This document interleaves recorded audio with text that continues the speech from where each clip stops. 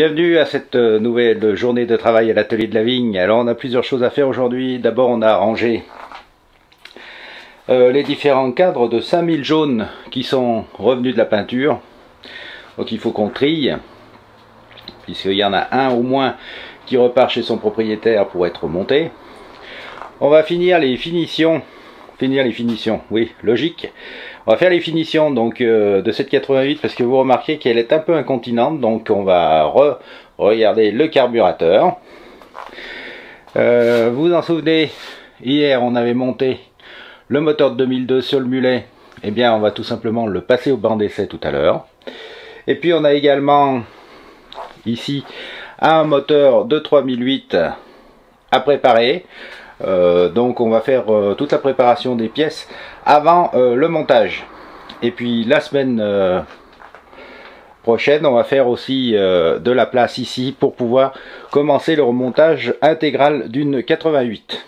Et là, bon, ça m'étonnerait qu'on ait le temps, mais on a cet ensemble de pièces de Solex qui est zingué à neuf, qu'il faudrait trier et ranger dans les petites boîtes. Mais bon, faut peut-être pas rêver aujourd'hui. En tout cas, une chose est sûre, c'est qu'on va commencer comme d'habitude la journée par vos commandes sur la boutique. Commandes dont on vous remercie par ailleurs, puisque ça fait vivre l'atelier. Et puis on va faire aussi pour les commandes quelques condensateurs électroniques.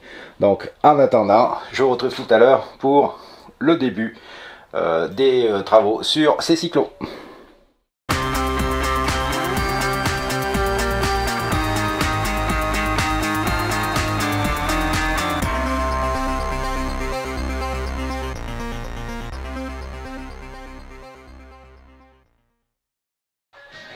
Bon, on a commencé, vous voyez, j'ai installé le Solex sur son banc d'essai. Et puis, pendant ce temps, je vais regarder vite fait le carburateur de la Mob, là, pour essayer de résoudre ce petit problème. On va regarder ce que c'est ensemble. Alors, j'ai redémonté entièrement le carburateur. J'ai tout renettoyé, j'ai re-rodé le haut du flotteur pour éviter qu'il y ait des fuites.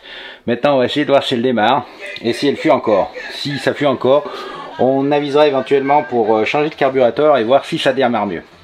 Autre souci que j'avais vu et j'en ai référé entre guillemets au client, donc il m'avait fourni un kit chaîne neuf, sauf qu'il n'y avait pas la chaîne.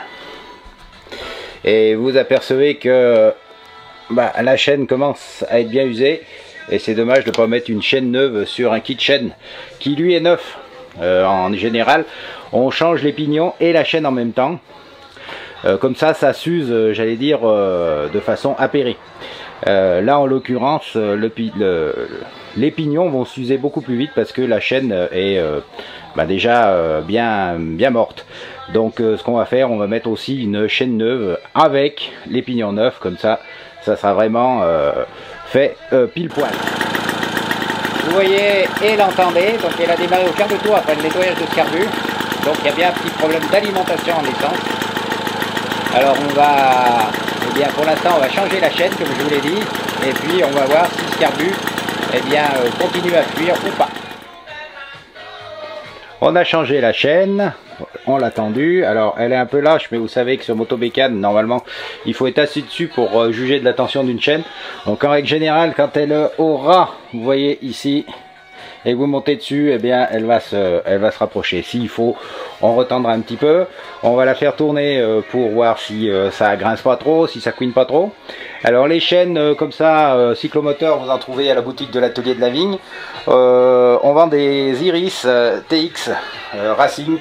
Il y a suffisamment de maillons pour les mettre sur n'importe quel cyclo. Ça c'est important parce que comme les chaînes sont vendues avec un certain nombre de maillons, il faut mieux qu'elles soient quand même un peu plus longues que courtes quand vous la mettez sur votre cyclo. Donc ces chaînes en tout cas permettent de passer sur la plupart des cyclomoteurs standards. Voilà, allez, on va descendre ça et on va la faire craquer. Bon voilà, la chaîne marche bien.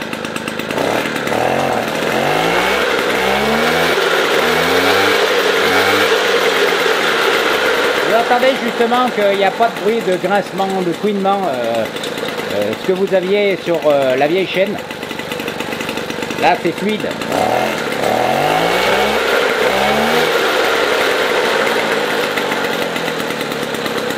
Bon ben on va essayer de voir si le problème par contre du carburateur est résolu.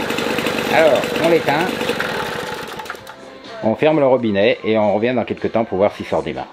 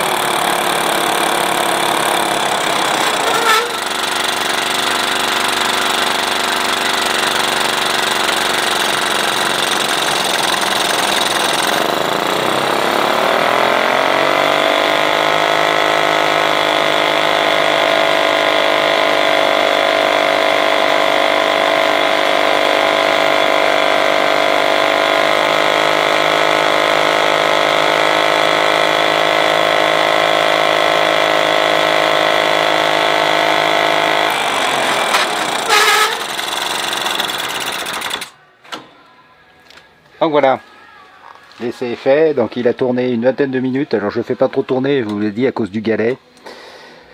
Il fonctionne bien, il n'y a pas de souci, normalement pour un 2002, il n'y a pas de problème. Donc on va le redémonter maintenant, faire les petites finitions et puis bien sûr le rendre à son propriétaire. Voilà, ça c'est fait. Terminé. Vous avez ici, j'ai récupéré également une caisse donc d'une 103 entièrement décapée chimiquement.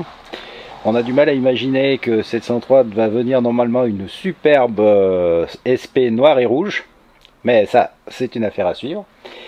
Et puis un client est passé pour m'amener cette machine c'est une AV89, donc l'un des premiers modèles avec encore les gros carburateurs, donc un moteur non encore bridé. À la législation des 45 km/h. Alors c'est une machine qui, vous voyez, a beaucoup vécu. C'est une machine de famille. Et la propriétaire, puisque c'est une dame, souhaite que je la remette en route. Enfin en tout cas elle marche, mais que je lui fasse un moteur donc qui fonctionne bien pour pouvoir rouler un petit peu dans son petit coin de paradis. Donc il y a pas mal de taf quand même pour remettre au goût du jour, bien sûr, cette AV89. Alors le premier, c'est bien sûr de refaire sans doute le moteur, parce que je vois qu'il y a du gras qui doit fuir de partout, puis il a un certain âge. Le carburateur, ben, malheureusement, il a été bidouillé, et je pense qu'il va falloir que je m'oriente vers un de substitution. Et puis quand on passe de l'autre côté, on voit ben, que la poulie, par exemple, a suivi l'affre des années avec sa courroie. Je pense que la transmission aura besoin aussi d'un petit coup de neuf. Alors on va se limiter à ça pour le départ. Mais il faut savoir aussi quand même que les pneus sont bien usés, comme les freins. Vous voyez où en est le levier à l'arrière. Donc ce qui signifie que eh bien, il n'y a plus de frein du tout. Et puis à l'avant, la fourche ben, doit être ou grippée ou cassée parce qu'elle ne bouge pas d'un iota. Bon, en tout cas, on se focalisera quand le temps sera venu sur le moteur et la transmission de cette belle AV89 qui est assez recherchée des collectionneurs puisque c'est un modèle pré-législation. Donc même dans cet état, eh bien, elle est assez bien cotée sur le marché donc de la collection. Voilà donc un nouvel engin à l'atelier à faire, encore un. Là aussi, j'ai demandé à la dame d'avoir de la patience parce qu'à l'atelier, on travaille, on avance, mais c'est lent parce que de toute façon, sur les anciens comme ça, les anciennes Brel comme ça, eh bien tous les jours il y a un problème nouveau. On a démonté le moteur du mulet, on l'a mis à nouveau sur le trépied d'établi. Il y a une petite chose que j'ai pas faite, c'est de tester la lumière. Alors je vais le remettre en route juste pour un petit test de la lumière. Et puis après on va faire les finitions. Allez, c'est parti. Le moteur est fini. On va le ranger dans sa boîte. On va appeler le client et on va lui rendre, voilà, un moteur, donc non pas de 3008. C'était des coques de 3008, mais en fait c'est bien un 2002 qui est là-dessous, de fait. Il nous reste maintenant à monter un deuxième moteur, lui de 3008, et puis de le tester. Mais on fera ça demain si vous le voulez bien.